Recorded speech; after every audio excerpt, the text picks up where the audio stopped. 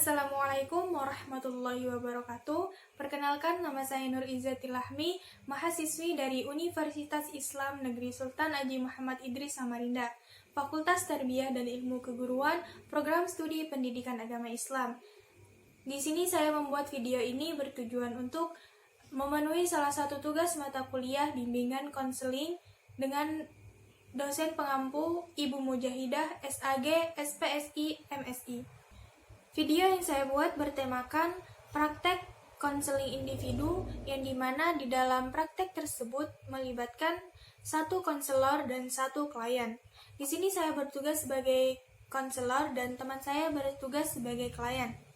Teman saya bernama Zaskia Afridan Hakiki, seorang mahasiswi dari salah satu universitas Islam, yaitu Universitas Islam Negeri Sultan Haji Muhammad Idris Samarinda.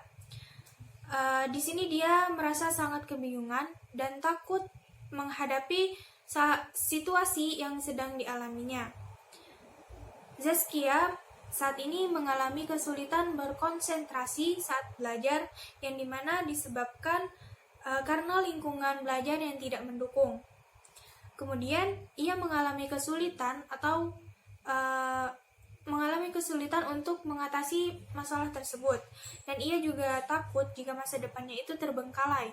Oleh sebab itu, maka ia datang kepada konselor untuk meminta bantuannya dalam memecahkan masalah tersebut.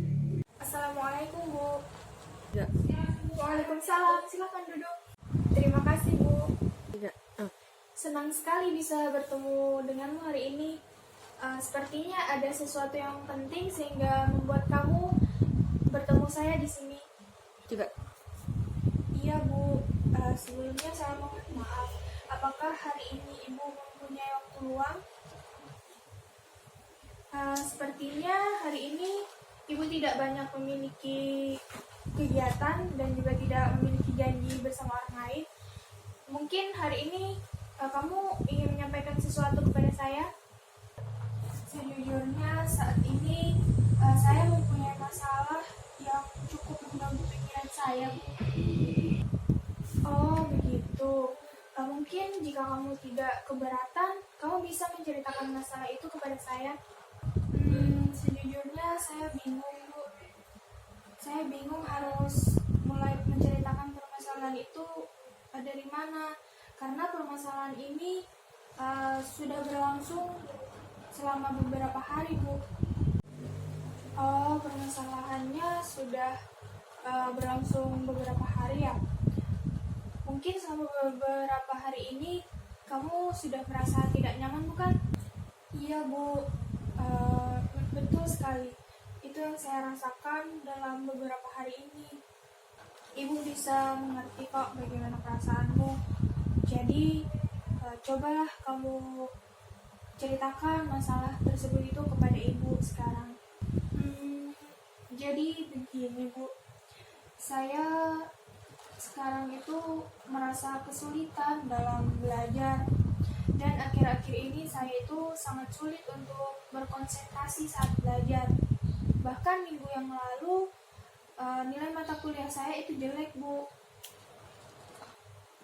Lalu bagaimana selanjutnya? Tidak. Saya sebenarnya bingung, Bu. Kadang saya itu juga malu gitu sama teman-teman sekelas saya. Oh, gitu.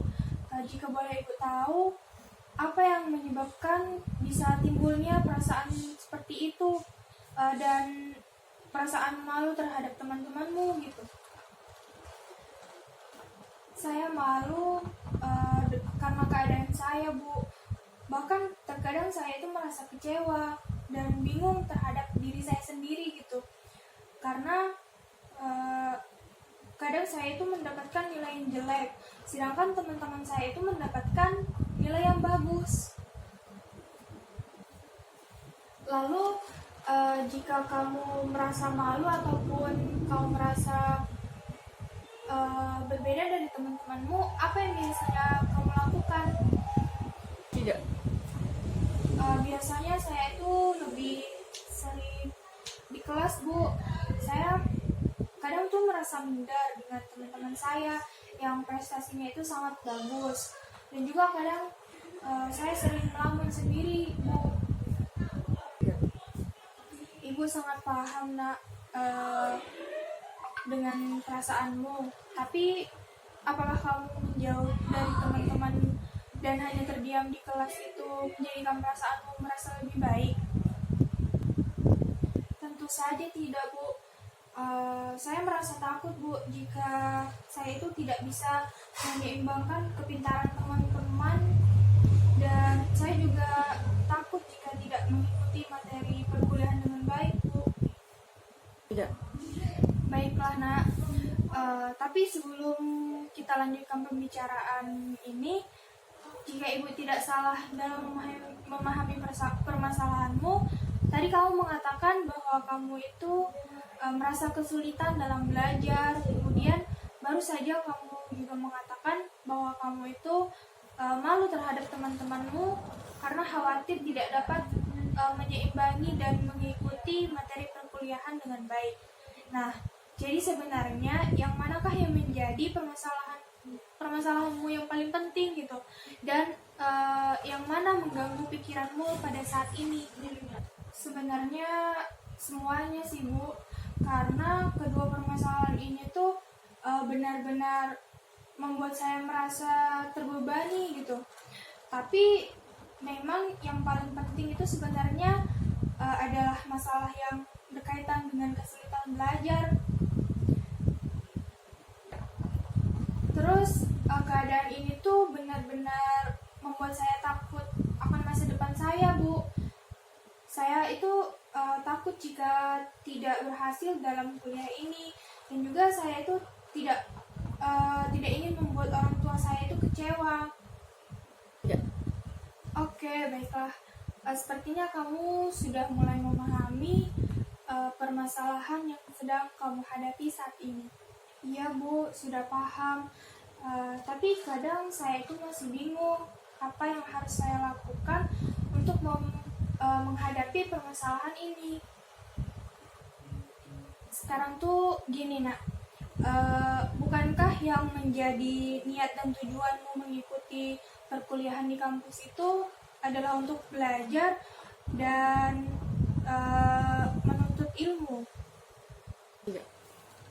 Iya, Bu, itu memang tujuan saya kuliah di kampus, yaitu untuk menuntut ilmu dan juga untuk belajar sebagai bekal masa depan saya nanti, Bu. Kamu mempunyai niat dan cita-cita yang bagus, Nak. Ibu sangat senang mengetahui niat itu.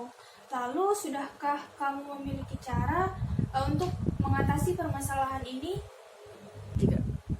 Saya benar-benar masih bingung, Bu.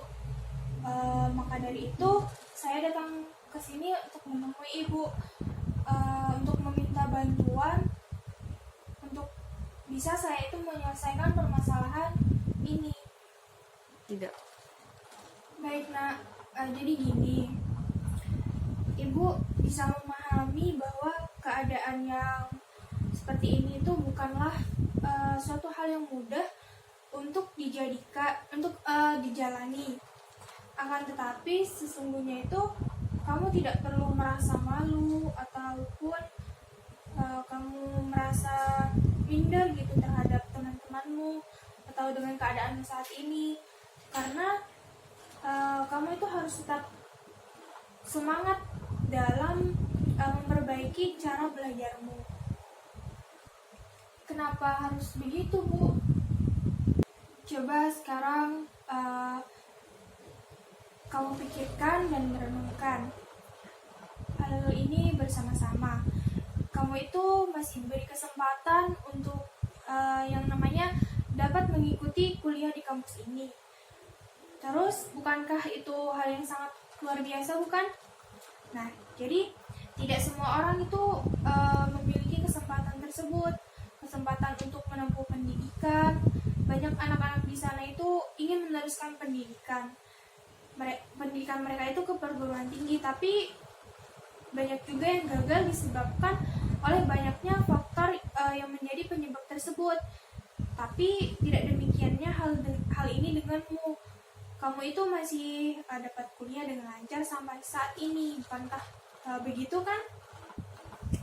Tidak. Iya Bu, yang Ibu sampaikan itu sangat benar sekali. Tidak. Ibu yakin jika kamu berusaha semaksimal mungkin, kamu pasti akan bisa mencapai tujuanmu dan mewujudkan cita-citamu. Jangan pernah kamu itu merasa malu dengan temanmu. Kamu pasti bisa memperbaiki prestasimu. Dan kemudian teruslah belajar dan biasakan untuk menyesuaikan dengan lingkunganmu agar kamu itu bisa berkonsentrasi dengan baik saat kamu belajar. Setelah itu, mintalah dukungan kepada orang tuamu untuk tidak menyalakan TV saat kamu belajar. Mungkin kamu bisa bilang,